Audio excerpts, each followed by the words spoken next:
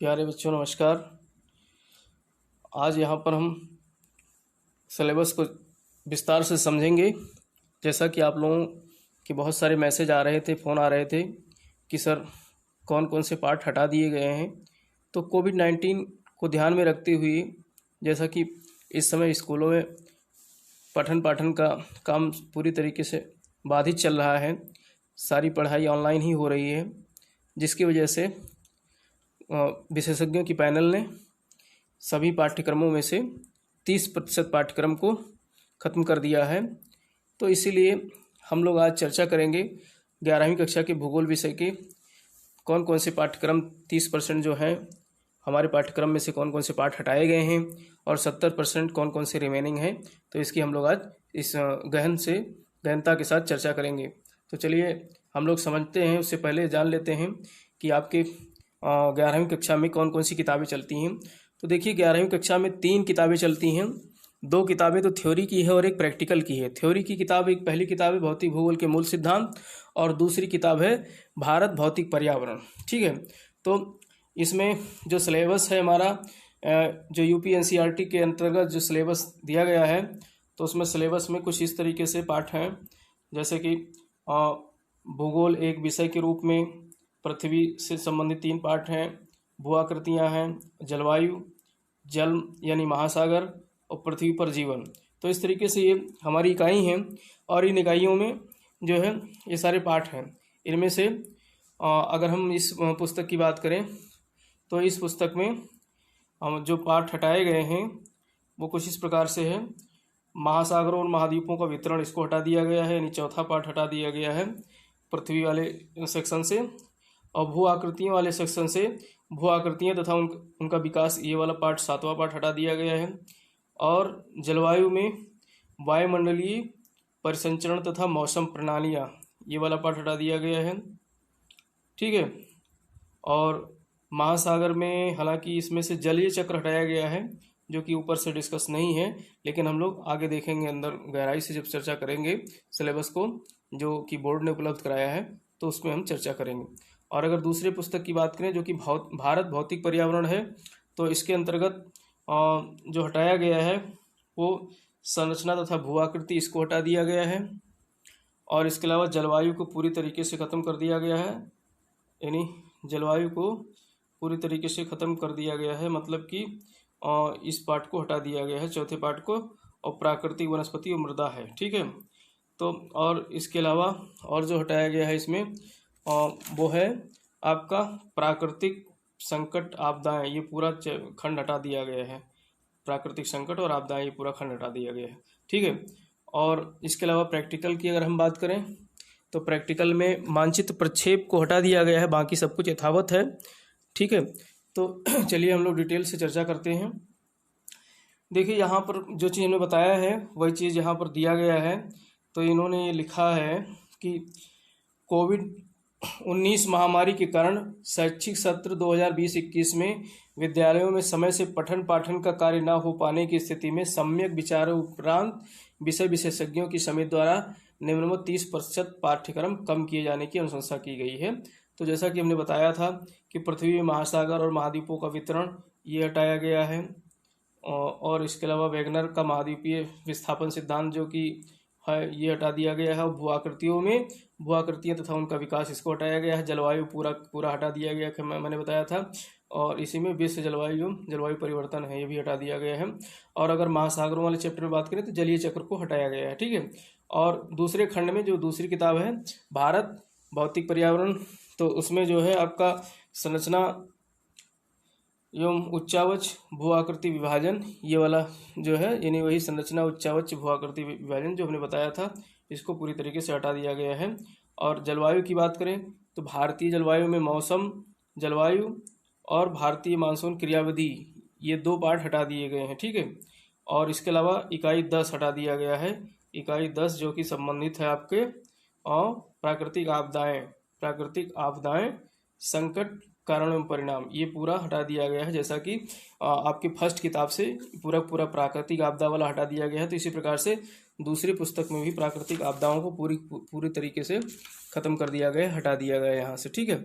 तो इस तरीके से हम लोग और प्रयोगात्मक में मैंने बताया था मानचित्र प्रक्षेप को हटाया गया है ये, ठीक है। और मानचित्र परिचय, मानचित्र प्रक्षेप और मानचित्र परिचय ये एक ही चैप्टर में है, तो इनको हटा दिया गया है, ठीक है। तो चलिए अब हम लोग जो है जो अवशेष रह गए हैं पाठ्यक्रम में 70% जो शेष हैं वो कौन कौन से विषय हैं हमारे, तो उसको हम लोग देखते हैं।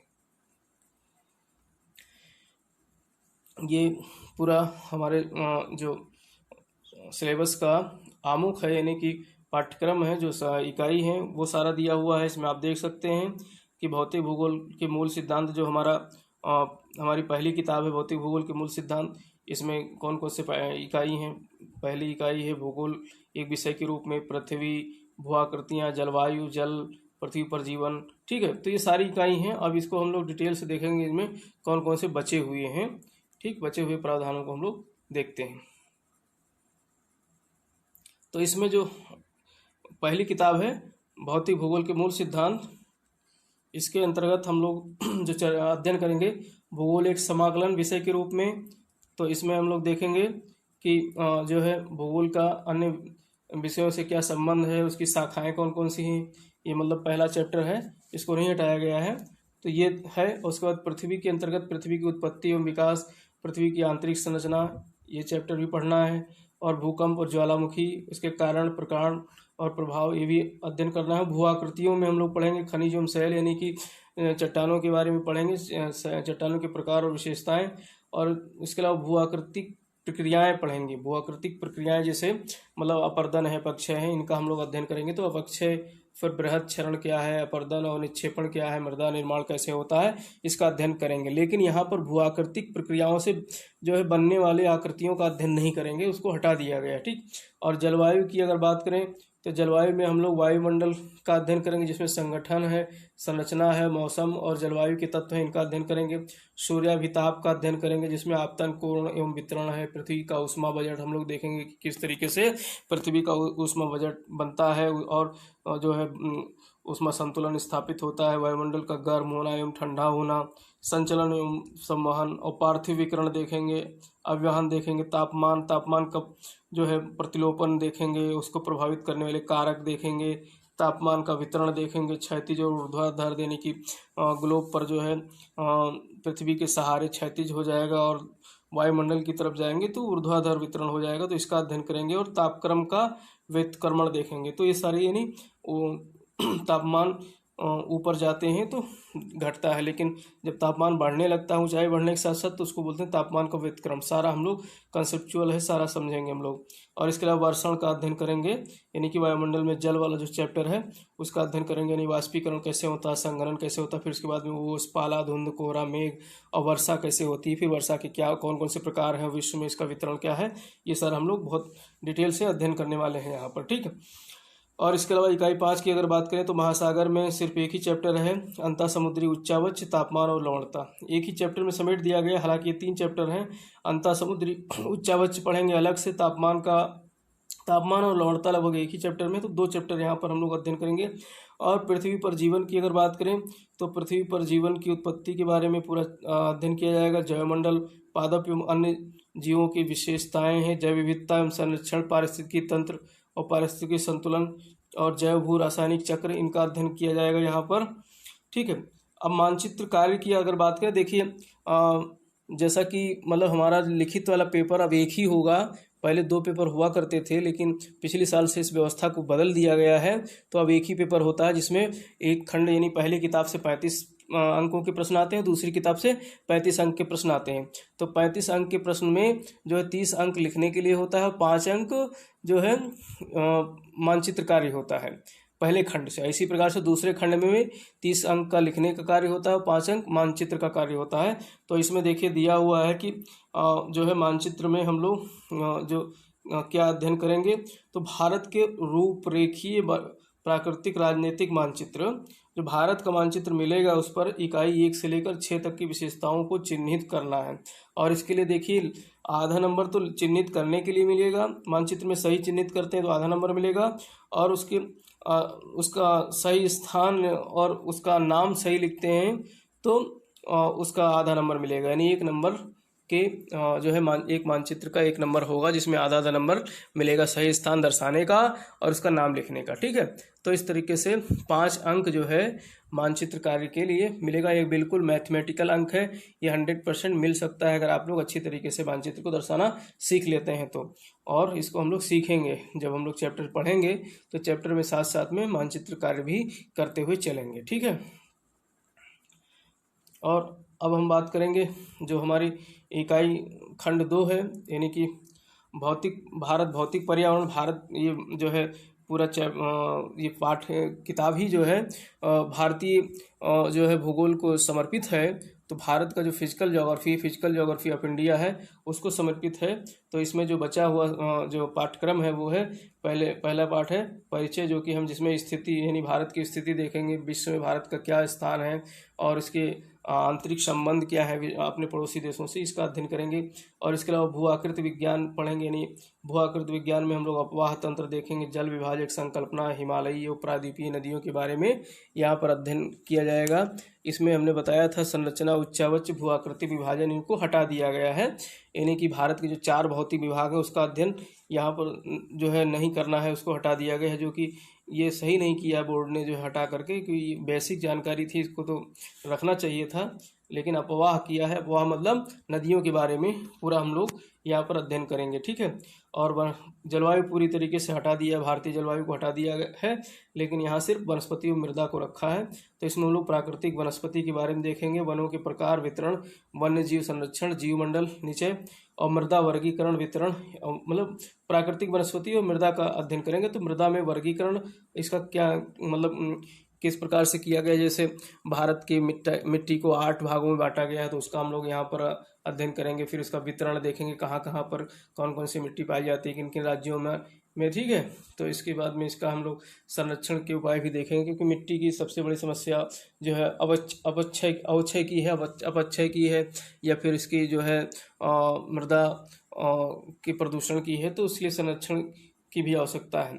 तो ये ज़्यादा लेंदी नहीं, इसमें बहुत कम चैप्टर्स हैं, तो बहुत जल्दी से पूरा हो जाएगा। तो ये 30 अंक के प्रश्न जो है इसमें से लिखने के लिए आएंगे। ठीक है, और 5 अंक का प्रश्न जो है मानचित्र कार्य के अंतर्गत आएगा, जिसमें इसी इकाई से 7, 8, 9 ये 3 इकाई से जो है मानचित्र भारत के मानचित्र में भरने के लिए, दर्शाने के लिए आएगा।